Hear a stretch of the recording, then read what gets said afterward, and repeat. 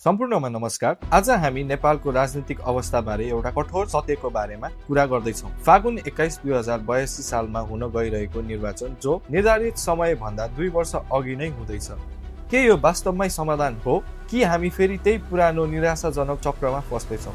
आउनुहोस् यस भिडियोमा चर्चा गरौँ हुन गइरहेको फागुन 21 को निर्वाचनको विषयमा। हजुरहरूलाई नेपाल स्टोरीमा पुनः स्वागत छ। ल अब चाहिँ भिडियो सुरु गरौँ है त।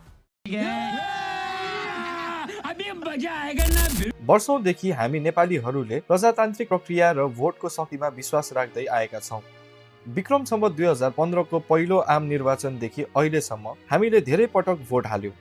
तर के देशको मुख्य समस्याहरू समाधान भए त? आर्थिक अस्थिरता, भ्रष्टाचार र विकासको अभाव जस्ताका त्यस्तै छन्। यसको कारण हामी नभएर हाम्रो अस्थिर कोअलिसन गभर्नमेन्ट अथवा मिलिजुली सरकार बनाउने प्रवृत्ति हो। तथ्यहरू हेरौँ। 2046 सालपछि नेपालमा बहुदलीय प्रजातन्त्र आयो, तर त्यसपछिको राजनीति कस्तो रह्यो? 2046 सालदेखि अहिलेसम्म नेपालमा 30 भन्दा बढी सरकार बनिसकेका छन्।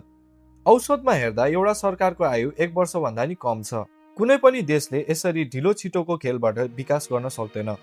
अब अर्को कठोर सत्य, पैसा। फागुन 21 2082 सालमा हुन गइरहेको निर्वाचनको लागि सरकारले लगभग 27 अर्बदेखि 31 अर्बसम्म खर्च हुने अनुमान गरेको छ। यसमा सुरक्षा व्यवस्थापन जस्तै नेपाल पुलिस, एपीएफ र नेपाल आर्मी सबैलाई मोबिलाइज गर्न 20 अर्ब भन्दा पनि बढी खर्च हुनेछ।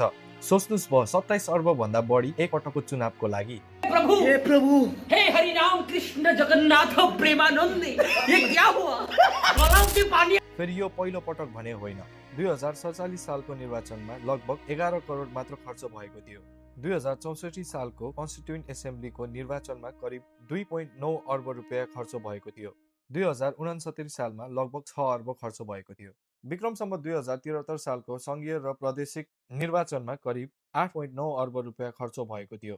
विक्रम सम्वत 2078 सालको निर्वाचनमा चाहिँ 16.5 अर्ब रुपियाँ खर्च भएको थियो र 2082 सालमा अर्थात् फागुन 21 गते हुन गइरहेको चुनावमा चाहिँ 27 देखि 31 अर्बको खर्च।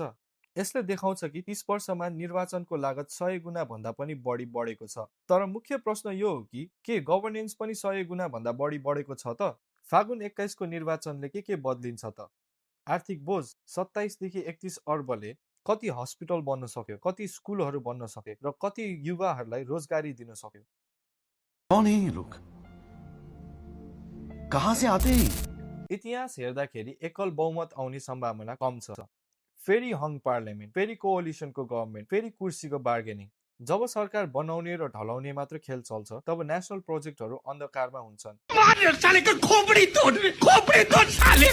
एफआई तथा लोकल एन्टरप्रेन्योर्सहरूले इन्भेस्ट गर्न डराउँछन्। निर्वाचन पछि पनि महँगाई, बेरोजगारी र भ्रष्टाचार उस्तै। यो साइकल डेमोक्रेसीको नाममा चलिरहेको पोलिटिकल इन्स्टेबिलिटी हो।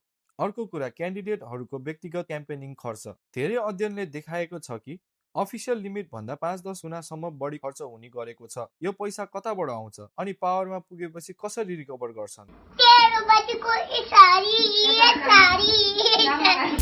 यसले पोलिटिकल सिस्टमलाई सेवा भन्दा पनि बढी इन्भेस्टमेन्ट मोडल बनाइदिन्छ र यही चुनावको प्रचार प्रसारमा लागेको खर्च उठाउन नै सत्तामा पुगेपछि वा पावरमा पुगिसकेपछि हाम्रै जनप्रतिनिधिहरूले भ्रष्टाचार गरेर यो पैसा रिकभर गर्छन्।